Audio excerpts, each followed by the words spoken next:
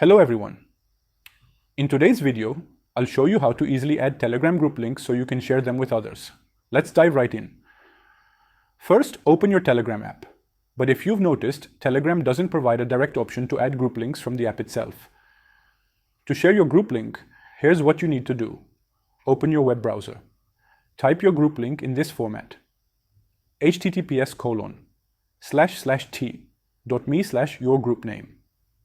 Replace your group name with your actual group's username. Once you type the link, press enter. The browser will redirect you to the Telegram app or website where you can view your group. Now this link is your shareable group link. You can now copy this link from your browser or Telegram app and share it with your friends or post it wherever you want. It's that simple. And that's all for today.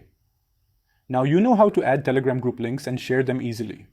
If you found this video helpful, give it a thumbs up. Share it with your friends. And don't forget to subscribe to our channel for more tech tips. See you next time.